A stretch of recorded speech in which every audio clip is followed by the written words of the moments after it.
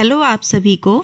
आज हम आपकी ईवीएस की किताब आस पास से पाठ 17 नंदिता मुंबई में पढ़ने वाले हैं। पाठ के नाम से हमें पता चल रहा है कि कोई लड़की है जिसका नाम नंदिता है और वो मुंबई में है। तो अब हम इस पाठ में मुंबई के बारे में जानते हैं कि हमें क्या जानकारी मिलती है नंदिता से। तो अब हम शुरू करते हैं हमारा पाठ। आज मुझे मुंबई आए 1 महीना हो गया है। माँ तभी से अस्पताल में भर्ती है। उनके इलाज के लिए ही तो हम गांव से मुंबई आए हैं। अब देखो, इतना पढ़ने से हमें यह पता चल रहा है कि जो नंदिता है वो शुरू से ही मुंबई में नहीं रहती है। वह पहले गांव में रहती थी और उसे गांव से मुंबई आना पड़ा क्योंकि उसकी माँ की तबीयत खराब है और उसकी माँ जो है वो अस्पताल में भर्ती हो रखी है और उन्हें गांव से आए हुए पूरा 1 महीना हो चुका है। अब हम लोग आगे बढ़ते हैं। मुंबई एक बड़ा शहर। मुझे धीरे धीरे शहर की आदत पड़ गई है, पर आज भी वह दिन याद है जब माँ और मैं मुंबई स्टेशन पर ट्रेन से उतरे थे। कितनी भीड़ थी। मैंने फटाफट माँ का हाथ पकड़ लिया था। मैं सोच रही थी इतनी भीड़ में मामा कैसे दिखाई देंगे। तभी पीछे से जोर से आवाज आई, नंदिता नंदिता। मुड़कर देखा तो मामा ही थे। अब देखो, यहाँ पर उसको 1 महीना हो गया है, लेकिन जो उसका पहला दिन था जिस दिन वो आई थी, उसे वो रेलवे स्टेशन का दिन अभी भी याद है कि जब वो ट्रेन से उतरी तो उसे वहाँ पर इतनी भीड़ दिखी कि वह घबरा गई और घबराकर उसने अपनी माँ का हाथ पकड़ लिया था और सोचने लगी कि वह कैसे अपने मामा को इतनी भीड़ में पहचानेगी। लेकिन उसके सोचते ही तभी जोर जोर से आवाज आई, नंदिता नंदिता, और मुड़कर देखा तो उसके मामा ही थे। अब हम आगे बढ़ते हैं। स्टेशन से मामा के घर की ओर चले, पर यह क्या, फिर से इतनी भीड़ वाला इलाका। संकरी गली के दोनों तरफ साथ साथ सटी हुई झुग्गियां। उसी गली से होते हुए मामा के घर पहुंचे। यहाँ एक कमरे में मामा, मामी, उनकी 2 बेटियां और बेटा रहते हैं और अब मैं भी।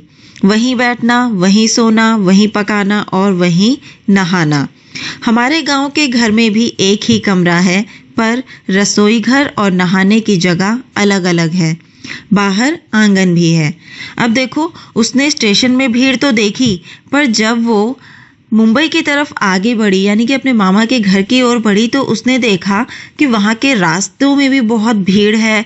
गली भी बहुत पतली पतली है। गली के दोनों तरफ झुग्गियां बिल्कुल सट सट के बनी हुई हैं। मामा के घर पहुंचने के बाद भी उसने देखा कि वहां पर सिर्फ एक ही कमरा था, जहां पर कि सोना भी था, बैठना भी था, खाना भी था और नहाना भी था। अब उसको याद आया कि गांव में जो उसका घर था वहां पर भी एक ही कमरा था, लेकिन वहां पर एक अंतर था कि नहाने के लिए और रसोई घर के लिए अलग जगह थी। साथ में उनके घर के बाहर एक आंगन भी था। अब आगे हम लोग बढ़ते हैं। पानी की किल्लत। मैं, मामी और सीमा के साथ सुबह 4 बजे उठकर नल पर पानी भरने जाती हूँ। बाप रे, वहाँ पानी के लिए कितने झगड़े होते हैं। अगर पहुँचने में देर हो गई तो समझो दिन भर पानी भरा नहीं जाएगा। हमारे गांव के घर में भी नल नहीं है। गांव में तालाब 20 मिनट की दूरी पर है। गर्मियों में कभी कभी तालाब का पानी सूख जाता है, तब घंटा भर चलकर नदी से पानी लाना पड़ता है, पर पानी के लिए इतने झगड़े तो नहीं होते। अब देखो, यहाँ पर उसने एक और चीज़ के बारे में बताया कि मुंबई शहर में जहाँ पर कि उसके मामा रहते हैं, वहाँ पर पानी के लिए सुबह 4 बजे जाना पड़ता है और बहुत ही वहाँ पर लड़ाई होती है पानी भरने के लिए। और अगर आप देरी से जाते हो तो कई बार ऐसा भी हो जाता है कि आपको दिन भर के लिए पानी नहीं मिलता। उसके अलावा वो गांव के बारे में बताती है कि वहाँ पर पानी के लिए कभी झगड़े नहीं होते। उन लोगों को 20 मिनट की दूरी पर पानी के लिए तालाब में जाना पड़ता है और अगर कभी पानी सूख जाता है तो थोड़ा और दूरी पर जाकर उन्हें नदी से पानी लाना पड़ता है, पर झगड़े कभी नहीं होते। मामा की गली के एक कोने पर टॉयलेट बना है। गली के सभी लोग वहीं जाते हैं। इतनी गंदगी और बदबू, वहां जाने पर मुझे पहले तो मितली आती थी। अक्सर वहां पानी भी नहीं होता, पानी साथ ही ले जाना पड़ता है। अब तो इस सब की आदत पड़ गई है। गांव में तो सब खुली जगह पर जाते हैं, लेकिन उसके लिए आदमी और औरतों की जगह अलग अलग है। अब देखो, एक और परेशानी आ गई कि वहाँ पर उसने कहा ही था कि टॉयलेट नहीं है मामा के घर में, तो टॉयलेट के लिए क्या होता था, गली के एक कोने में जाना पड़ता था और सभी लोग वहाँ पर जाते थे। जितने भी उस बस्ती में लोग रहते थे, सभी को वह इस्तेमाल करना होता था। अब इतने सारे लोग अगर एक ही टॉयलेट इस्तेमाल करेंगे तो गंदगी और बदबू तो वहाँ पर होगी ही। और वह कह रही है, जब उसको वहां वह जाती थी तो उसको वहां पर मितली सी आ जाती थी। मितली मतलब उसको वहां पर अजीब सा लगता था, गंदा सा लगता था उसको। और वहां पर पानी के लिए नल भी नहीं था, साथ में ही पानी ले जाना पड़ता था। अब उसको इस वजह से भी क्या होता है, गांव की याद आ जाती है कि गांव में ऐसा नहीं होता था। सब जिनके घर में अगर टॉयलेट बना है तो वो टॉयलेट में जाते थे, और जिनके घर में नहीं बना होता था तो वह खुली जगह पर जाते थे। और खुली जगह पर भी आदमियों के लिए अलग जगह थी और औरतों की अलग जगह थी। अब है आपका कार्य, लिखो। अब आपने जितना भी अभी तक पढ़ा है, वहां से हमें जो जो जानकारी मिली है उस पर निर्भर कुछ सवाल हैं जिनका कि हमें जवाब देना है। तो सबसे पहला जवाब है कि नंदिता को गांव से माँ को मुंबई क्यों लाना पड़ा। तो इसका जवाब है, नंदिता को गांव से माँ को मुंबई इलाज कराने के लिए लाना पड़ा, क्योंकि उसके माँ की तबीयत खराब थी। अब अगला सवाल है, मामा की बस्ती के टॉयलेट में जाने पर नंदिता को पहले मितली आती थी। क्यों? क्योंकि मामा की बस्ती का टॉयलेट बहुत गंदा तथा बदबूदार था, इसलिए टॉयलेट में जाने पर नंदिता को पहले मितली आती थी। अब है अगला सवाल, नंदिता को अपने और मामा के घर में क्या अंतर लगा। तो इसका जवाब है, नंदिता के घर में एक अलग आंगन, रसोई घर तथा बाथरूम था, लेकिन मामा के घर में एक ही कमरे में सभी लोग सोते थे। उसी कमरे में खाना बनाया जाता था तथा स्नान भी किया जाता था। अब है अगला सवाल, बस्ती के नल से पानी भरने और गांव में पानी भरने में नंदिता को क्या अंतर लगा। तो इसका जवाब है, बस्ती के नल में सुबह 4 बजे से ही पानी भरने के लिए लाइन लगानी पड़ती थी और वहां पानी लेने के लिए झगड़े भी होते थे।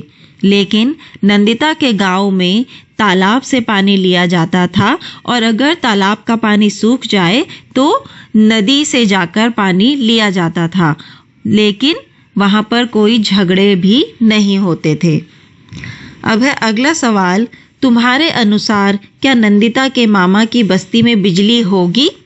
तो इसका जवाब है, हाँ, नंदिता के मामा की बस्ती में बिजली होगी। अब देखो, ये हम कैसे बता सकते हैं, क्योंकि हमने जो सबसे पहली तस्वीर देखी जहां पर कि नंदिता के मामा का घर बना है, देखो वहां पर एक कोने पे एक छोटा सा टेलीविजन भी बना है और वो टेलीविजन चल रहा है।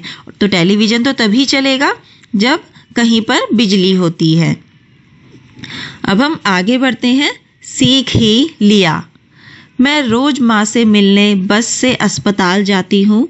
शुरू में तो बसों में भीड़ देखकर हिम्मत ही नहीं पड़ती थी। उनमें चढ़ने की आदत जो नहीं थी, डर भी लगता था, पर अब ठीक है। मुझे समझ आ गया है कि कैसे लाइन में लगना है, कितने का टिकट लेना है, कहाँ उतरना है। अब देखो, उसको माँ से रोज मिलने जाना होता था अस्पताल, तो उसको क्या है कि बस से जाना पड़ता था। तो पहले उसको बहुत ही परेशानी होती थी, लेकिन अब उसको इन सब चीज़ों की आदत हो गई है। भीड़ वाली बस में चढ़ने की आदत हो गई है, टिकट लेने की आदत हो गई है। अब वह ये सब चीज़ें आसानी से कर लेती है। बस्ती से कुछ दूर एक ऊंची बिल्डिंग है, वहीं 7 घरों में मामी सफाई और बर्तन धोने का काम करती है। एक दिन में भी मामी के साथ वहां गई। देखने पर पहले मुझे लगा कि एक ही बड़ा घर है, पर नहीं, वह तो एक के ऊपर एक बने बहुत सारे घर थे। मैं सोच रही थी कि इतनी सारी सीढ़ियाँ कैसे चढ़ूंगी, पर वहाँ लिफ्ट भी लगी थी, एक बड़े से लोहे के पिंजरे जैसी। पंखा, घंटी और बल्ब सभी लगे थे उसमें। हम कितने सारे लोग उसमें घुस गए, बटन दबाया और झट पहुंच गए ऊपर। सच बताऊं, मुझे पहले बहुत डर लग रहा था।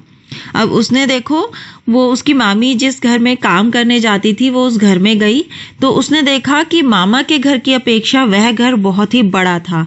तो पहले उसको लगा कि शायद उस शहर में एक ही ऐसा घर है, पर जब उसने देखा कि इस इमारत में सारे घर एक ही जैसे हैं तो उसको पता चला कि बहुत से बड़े घर हैं, एक के ऊपर एक। और उसने वहां पर एक नई चीज देखी जो कि लिफ्ट थी। उसने जब बिल्डिंग को देखा तो उसने सोचा कि इतने ऊपर उसको सीढ़ियां चढ़कर जाना पड़ेगा, पर जब वो लिफ्ट में चढ़ी तो उसे पता चला कि लिफ्ट के अंदर बहुत सारे लोग एक साथ एक बटन दबाते ही ऊपर पहुंच जाते हैं। और शुरू में तो उसको बहुत ही डर लगता था उसमें। अब है आगे कार्य, बताओ। तो आपको क्या बताना है? सबसे पहला सवाल, क्या कभी कोई तुम्हारा अपना अस्पताल में भर्ती हुआ है? तो यहाँ पर आपके अगर कोई भी आसपास या आपकी जान पहचान का कोई भर्ती हुआ हो तो उसके बारे में आपको यहाँ पर लिखना है। तो यहाँ पर मैंने इसका जवाब लिखा है कि हाँ, मेरी दोस्त के दादाजी अस्पताल में भर्ती हुए थे। अब इसका सवाल है कितने दिन के लिए? तो वह 4 महीने के लिए भर्ती हुए थे। क्या तुम उनसे मिलने जाते थे? हाँ, मैं उनसे मिलने जाती थी। वहाँ उनकी देखभाल कौन कौन कर रहे थे? तो वहाँ उनकी देखभाल मेरी दोस्त तथा उसके माता पिता किया करते थे। अब है अगला सवाल, क्या तुमने कभी ऊंची बिल्डिंग देखी है? कहाँ? इसका जवाब आपको अपने आसपास या फिर आपने जो भी आपके जीवन में रोजमर्रा में जो चीजें हुई हैं उस पर निर्भर करते हुए लिखनी है। जैसे कि आपने अगर ऊंची बिल्डिंग देखी है तो आपको इसका जवाब लिखना है हाँ, और कहाँ देखी है उस जगह का नाम लिखना है। यदि आपने ऊंची बिल्डिंग नहीं देखी तो आप इसका जवाब सीधे सीधे नहीं लिख देंगे। तो जैसे कि मैंने देखी है तो इसका जवाब मैं वही लिखूंगी। हाँ, मैंने बहुत सी ऊंची बिल्डिंगें देखी है और मैंने यह बिल्डिंगें दिल्ली में देखी है। उस बिल्डिंग में कितनी मंजिलें थी? उस बिल्डिंग में 20 मंजिलें थी। तुम कितनी मंजिल तक किसी बिल्डिंग में चढ़े हो? इसका जवाब है मैं 15 मंजिल तक किसी ऊंची बिल्डिंग में चढ़ी हूँ। अब हम आगे बढ़ते हैं दूसरे घर में। मामी सबसे पहले मुझे बबलू के घर ले गई। उसका घर 12वीं मंजिल पर था। कितना बड़ा घर था! बैठक, खाने का कमरा, सोने का कमरा सब अलग अलग और रसोई भी अलग। वहाँ टॉयलेट भी घर के अंदर ही था। मामी को बबलू के घर काम करने में टाइम तो बहुत लगा, पर खास परेशानी नहीं हुई। रसोई घर में ही नल लगा था और झरझर पानी बह रहा था। बबलू ने नहाने के लिए पानी की बाल्टी लगाई और टीवी देखने बैठ गया। कितना पानी बेकार बह गया, यह मुझे अच्छा नहीं लगा। मैंने जाकर नल बंद कर दिया। अब देखो, उसने दूसरा घर देखा जो कि वो बहुत ही बड़ा था, जहाँ पर रसोई घर, टॉयलेट, सोने का कमरा, खाने का कमरा सब कुछ बहुत ही अलग अलग था। और वहाँ पर उसने जब एक बार पानी बहते हुए देखा तो उसको अच्छा नहीं लग रहा था, इसलिए उसने क्या करा, जाकर नल बंद कर दिया। अब हम लोग आगे बढ़ते हैं। बबलू के घर में बड़ी बड़ी कांच की खिड़कियां थी। मामी ने मुझे खिड़की से नीचे देखने को कहा। बबलू के घर की खिड़कियों से मामा की बस्ती दिखाई दे रही थी। बस्ती तो दिखाई दी, पर पता नहीं चल रहा था कि मामा का घर कौन सा है। ऊपर से नीचे सब कुछ खिलौने की तरह छोटा छोटा लग रहा था। मुझे डर भी कितना लगा था ऊपर से बहुत नीचे झांकने में। आपने भी देखा होगा कई बार जब हम कहीं ऊंची जगह पर खड़े होते हैं तो वहां से नीचे देखने पे हम एकदम से डर जाते हैं। हमें ये डर लगता है कि कहीं हम नीचे ना गिर जाएं। तो वही नंदिता के साथ भी हुआ। अब है कुछ सवाल। तो पहला सवाल है, शुरू में नंदिता को मुंबई में क्या क्या करने में डर लगता था? तो इसका जवाब है, शुरू में नंदिता को भीड़ वाली जगहों पर जाने में, जैसे कि बसों में चढ़ने, ऊंची बिल्डिंग में नीचे से नीचे देखने और लिफ्ट में चढ़ने पर डर लगता था। अब है अगला सवाल, मामा के घर और बिल्डिंग के मकानों में क्या क्या अंतर है?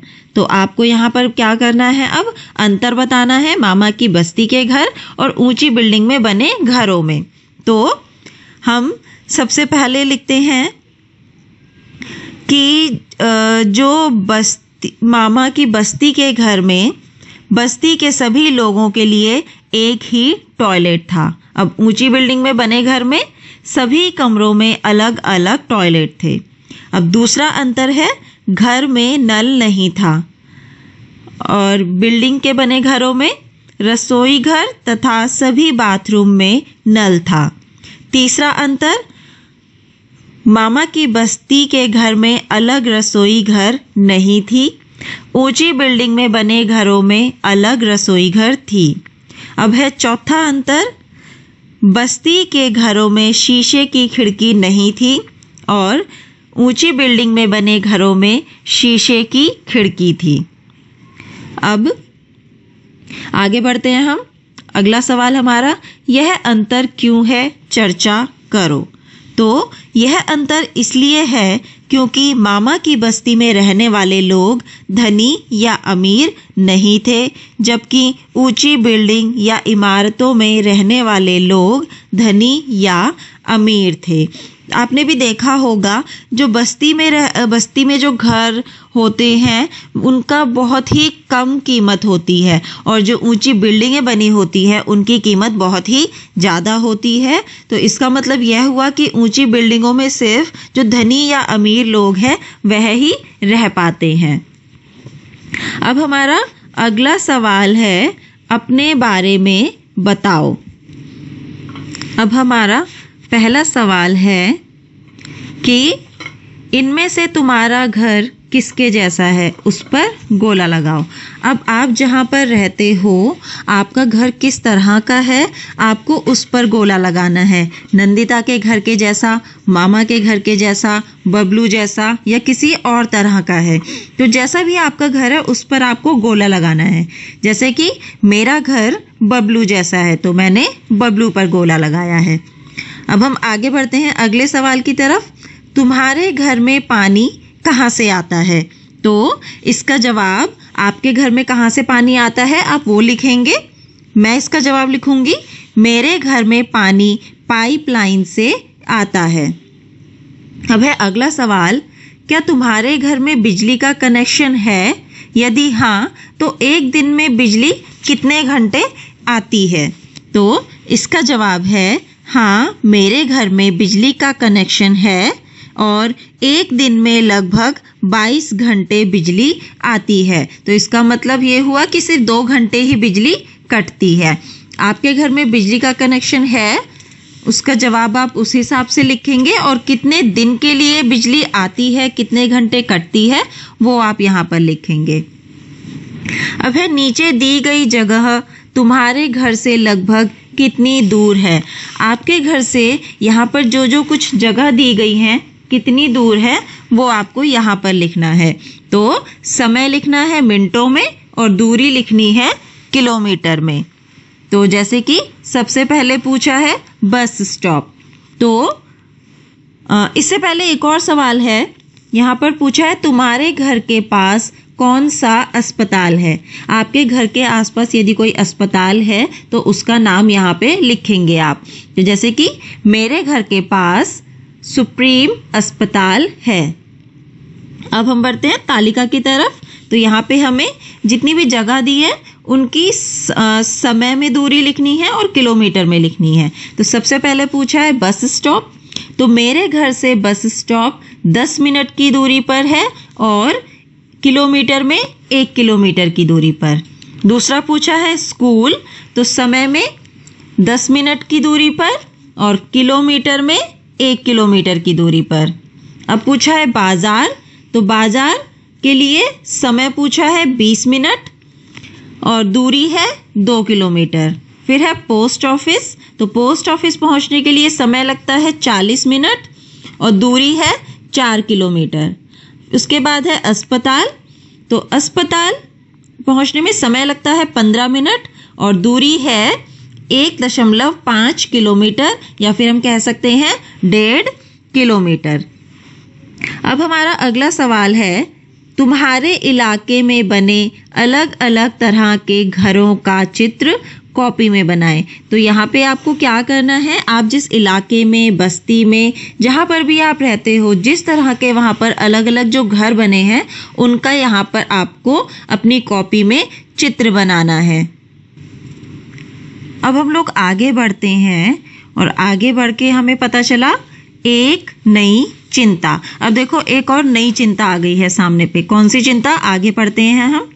मामा ने कहा था कि वह मुझे मुंबई घुमाने ले जाएंगे। बस्ती के बच्चे चौपाटी की बहुत बातें करते हैं। सुना है वहाँ बड़े बड़े फिल्म स्टार भी आते हैं। काश जब हम वहाँ जाएं तो मुझे भी कोई फिल्म स्टार दिख जाए। अब देखो आप लोगों ने तो सुना ही होगा कि मुंबई में जितने भी हमारे फिल्म स्टार जो कि फिल्मों में काम करते हैं, अभिनेता अभिनेत्री, अधिकतर मुंबई में रहते हैं। तो यहाँ पर वह उन्हीं के बारे में बात कर रही है। आजकल मामा बहुत परेशान हैं। मैं उनसे मुझे मुंबई घुमाने को भी नहीं कह सकती। पिछले हफ्ते कुछ लोग बस्ती खाली करने का नोटिस दे गए थे। अब यहाँ बड़ा होटल बनेगा। मामा ने बताया कि पिछले 10 सालों में उन्हें तीसरी बार नोटिस मिला है। जो लोग यहाँ रह रहे हैं उन्हें अपना घर बनाने के लिए कोई दूसरी जगह दी जा रही है।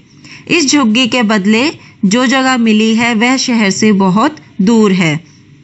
समझो शहर का दूसरा कोना। वहाँ ना पीने का पानी है ना बिजली। पता नहीं वहाँ कोई बस भी जाती है या नहीं।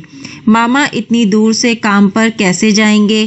कितना ज़्यादा पैसा लगेगा और कितना ज़्यादा टाइम भी। और मामी उनको वहाँ काम मिलेगा भी या नहीं। अगर मामा नई जगह चले गए तो मैं माँ से मिलने कैसे आऊँगी? माँ तो अभी पूरी तरह से ठीक भी नहीं हुई है। अब देखो ये पढ़ने के बाद हमें पता चल रहा है कि नंदिता के सामने एक परेशानी आई है और उसकी परेशानी क्या है? उसके मामा जी की परेशानी।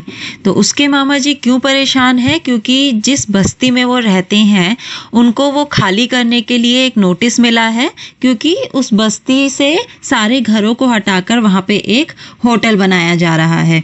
तो इसलिए नंदिता कह रही है कि उसको घूमने का तो मन है, लेकिन वो अपने मामा जी से घुमाने के लिए नहीं कह पा रही है, क्योंकि उसके मामा जी पहले से ही कुछ परेशान चल रहे हैं। अब इस सब से जुड़े हुए कुछ सवाल हैं जिनका कि आपको और मुझे मिलकर जवाब देना है। तो पहला सवाल है, आपको क्या करना है? इनको और कॉपी पे लिखना है। तो पहला सवाल है, मामा को अपना घर क्यों बदलना पड़ रहा है? तो इसका जवाब है, मामा को अपना घर इसलिए बदलना पड़ रहा है क्योंकि उन्हें बस्ती खाली करने का नोटिस दिया गया है। बस्ती वाली जगह पर होटल बनेगा। अब है अगला सवाल, क्या तुमने कभी अपना घर बदला है? यदि हाँ तो किन कारणों से? तो यहाँ पर अगर आपने अपना घर कभी बदला है तो आप उसका लिखेंगे और उसका कारण भी बताएंगे कि क्यों बदला था। जैसे कि मैं आपको यहाँ पे जवाब देती हूँ, हाँ मैंने भी अपना घर बदला है मेरे पापा का दूसरे शहर में तबादला होने के कारण। तबादला का मतलब होता है जब कहीं और ट्रांसफ़र हो जाता है। अब तीसरा सवाल है, क्या तुम्हारे परिवार के लोगों को काम करने के लिए दूर जाना पड़ता है? वह कहाँ जाते हैं? वह कितनी दूर जाते हैं। अब यहाँ पर अगर आपके परिवार या आपके घर से कोई सदस्य काम करने के लिए कहीं दूर जाता है तो वो बताना है, और वो कहाँ जाते हैं और कितनी दूर जाते हैं वो भी आप यहाँ पे बताएंगे। तो जैसे कि मैंने इसका जवाब दिया है, मेरे पिताजी काम करने के लिए दूर जाते हैं। वह अपने ऑफिस जाते हैं और उनका ऑफिस घर से 10 किलोमीटर दूर है। अब आपको आगे करना है चर्चा करो। और क्या चर्चा करनी है कि क्या मामा की बस्ती को हटाकर वहां पर होटल बनाना ठीक है? तो इसका जवाब है, यदि बस्ती के लोग उस जमीन के मालिक हैं तो ठीक नहीं है, और यदि वह लोग उस जमीन के मालिक नहीं हैं तो ठीक है। इसका मतलब ये हुआ कि देखो, जो बस्ती के लोग जो वहाँ पर रह रहे हैं, जो उनका वहाँ पर घर है वह उनका अपना है, वह उसके मालिक हैं, तो फिर वहाँ पर होटल बनाना ठीक नहीं होगा, क्योंकि फिर उनको क्या होगा, परेशानी होगी, दूसरी जगह जाना पड़ेगा, दूसरी जगह घर लेना पड़ेगा, बहुत दिक्कत हो जाएगी। और यदि वह लोग उस जमीन के मालिक नहीं हैं तो फिर होटल बनाना ठीक रहेगा, क्योंकि वो उनका अपना घर नहीं है, इस वजह से। अब पूछा है अगला सवाल, इससे किसको फायदा होगा? तो इससे जमीन, यानी कि जहां पर बस्ती बनी थी उस जमीन के मालिक को और होटल के मालिक को। इसके बाद है इससे किसको परेशानी होगी? तो हमें दिख ही रहा है, यहाँ पे पढ़ने के बाद हमें पता चल रहा है कि जो बस्ती के लोग हैं उनको परेशानी होगी, क्योंकि उनको अपने लिए दोबारा से नया घर ढूंढना पड़ेगा। क्या तुम किसी ऐसे परिवार को जानते हो जिन्हें नंदिता के मामा के परिवार की तरह ही परेशानियों का सामना करना पड़ा हो? उसके बारे में कक्षा में बताओ। तो इसके आप अपने आस पड़ोस या अपने माता पिता या अपने रिश्तेदारों से पूछ सकते हो कि कोई ऐसा है जिसने ऐसी परेशानी देखी हो, या फिर आप खुद से ही जानते हो किसी ऐसे को जिसने ऐसी परेशानी देखी हो, तो उसके बारे में आप यहाँ पर लिखेंगे। जैसे कि मैंने इसका जवाब दिया है कि मैं ऐसे कई लोगों को जानती हूँ जिन्हें रोड बनने के कारण अपना घर छोड़कर दूसरी जगह पर जाना पड़ा था। दूसरी जगह जाने में उन्हें काफ़ी परेशानी हुई थी। हालांकि सरकार द्वारा दिए गए मुआवजे से उन लोगों ने नया तथा अच्छा घर बना लिया था। अब देखो, सरकार ने उनको पैसे तो दिए, पर फिर भी क्योंकि पहले से उनका घर बना हुआ था तो वहाँ पे रह रहे थे। अब नया घर के लिए पहले जगह ढूंढना, फिर घर बनवाना, तो इतने सारे कार्यों में परेशानी तो होती ही है। तो आपको यहाँ पर वही करना है, अपने आसपास अगर आपने देखा है किसी को जो इस तरह से परेशान हुआ हो तो उसके बारे में आप यहाँ पर लिखेंगे। अब आपका एक आखिरी कार्य है, अपनी पसंद के घर का चित्र बनाओ और उसमें रंग भरो। अब आपको क्या करना है, अपनी पसंद का कोई भी किसी भी तरह का आपने कहीं देखा हो, टीवी पर देखा हो या अपने सामने पर देखा हो या किसी बिल्डिंग में देखा हो, तो जो भी आपके पसंद का, जो कि आपको बहुत अच्छा लगा हो घर, उसका आपको यहाँ पर चित्र बनाना है और फिर उस पर यहाँ पे आपको रंग करना है। अब देखो, यहाँ पर हमने बस्तियों में रहने वाले लोगों की परेशानी को जाना है, उनको कितना परेशान होना पड़ता है वो जाना है, और किस तरह से वो अपने परेशानियों का सामना करते हैं वो भी हमने सीखा है। तो यहाँ पर हमारा पाठ नंदिता मुंबई में खत्म होता है। अब हम लोग मिलेंगे अगली कक्षा में अगले पाठ के साथ।